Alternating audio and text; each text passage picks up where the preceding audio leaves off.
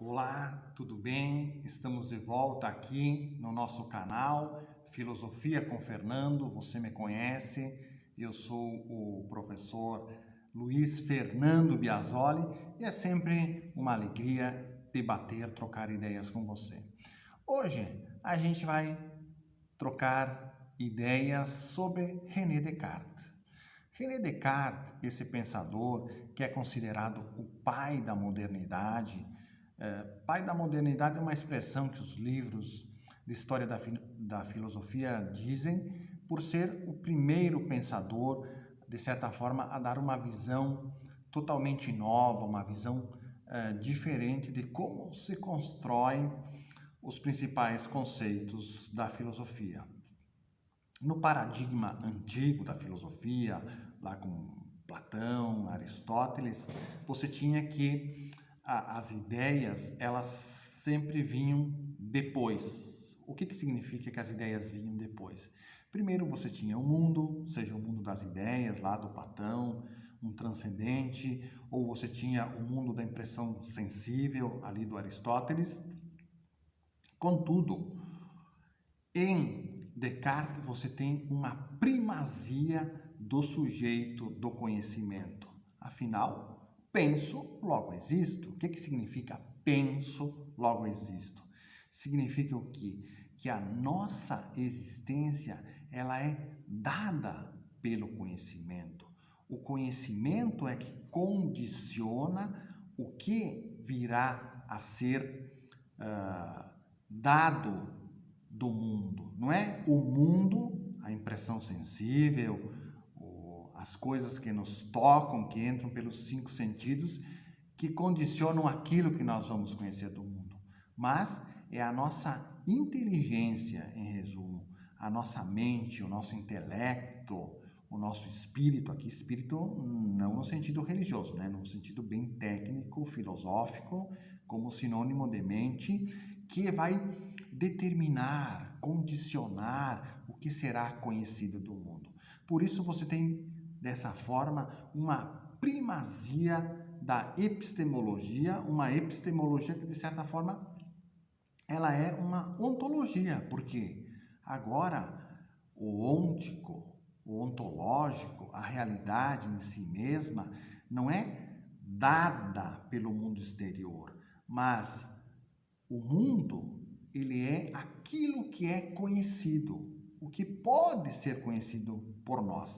Então você já está percebendo que aqui a gente está fazendo uma delimitação, um delineamento entre a filosofia moderna e antiga, entre tantos pontos que a gente pode fazer. Então isso tem impactos muito profundos, ou seja, você não vai mais provar a existência do mundo pela perfeição do mundo exterior ou de que o mundo tenha uma finalidade escrita dentro dele, que são teorias tentadas por alguns autores, mas agora a existência de Deus, a prova das existências, as provas da existência de Deus, melhor dizendo, elas partem da ideia, porque a única certeza que nós temos é a ideia. Para chegar a qualquer conhecimento, seja o conhecimento matemático, conhecimento da física ou conhecimento dos atributos divinos, nós partimos das ideias. Então, em Descartes e na filosofia moderna, nós encontramos a primazia da ideia. Não é à toa que essas correntes são chamadas de correntes filosóficas idealistas, com seus tipos, com suas visões de mundo e com suas categorias que os historiadores da filosofia vão definindo os tipos de idealismo que nascem a partir do século XVII. Uma coisa muito importante na obra cartesiana e que nós não podemos perder em mente é que nós pensamos que o Descartes já surgiu prontamente com uma teoria. Não.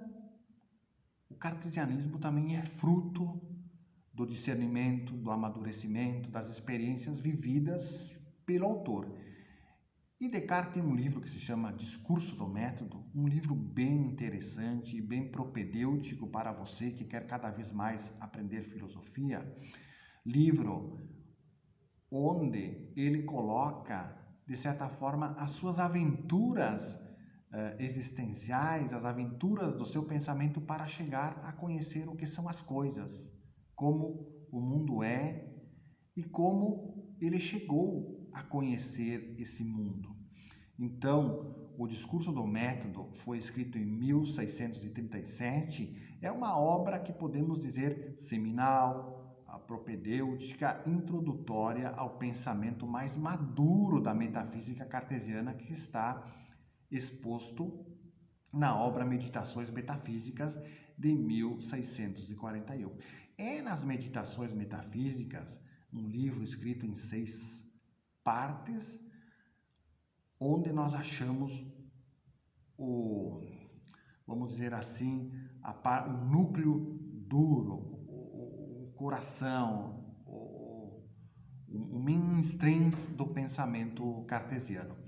A primeira meditação trata da dúvida, mas por que um autor que busca conhecer o que são as coisas nelas mesmas, em si mesmas, ou seja, que busca uma verdade que esteja acima das dúvidas, uma verdade na qual o ser humano pode repousar seu intelecto sobre essa concepção de verdade, e melhor ainda, sobre as condições, os critérios de reconhecimento dessa verdade, começa pela dúvida. Por quê? A dúvida, ela não é uma dúvida desprovida de finalidade ou um duvidar por duvidar.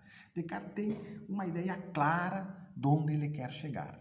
Se ele começa pela dúvida, as dúvidas, de certa forma, melhor dizendo, não de certa forma, as dúvidas, cada tipo de dúvida proposto e vivido na primeira meditação, prestem bem o que eu estou falando, não é? A dúvida, ela é vivida. Você não duvida por duvidar, ou você não duvida como um procedimento apenas teórico. Só vai chegar à verdade metafísica justificada aquele que realmente duvidou em algum momento da sua vida com toda a radicalidade. Por quê? As dúvidas propostas por Descartes na primeira meditação, elas também apresentam graus.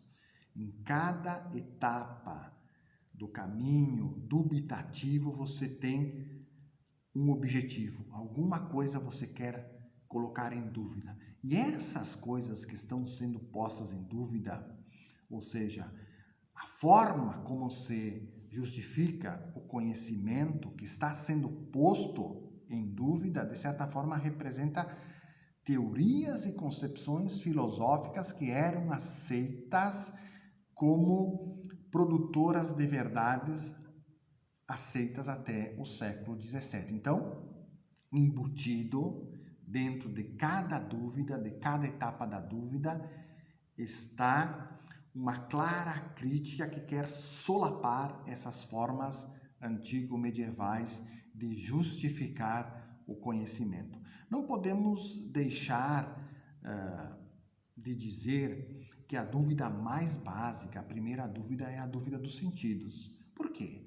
O homem do senso comum, o que ele acredita? Ele acredita que as suas ideias, dadas pela afecção, pela impressão sensível, correspondem necessariamente ao que há no mundo. Se você está vendo esse quadro aqui atrás, você está tendo a percepção da verdade do quadro, você acredita que no mundo exterior, ou seja, fora da tua mente, há um quadro que corresponde a essa sua ideia que você está tendo.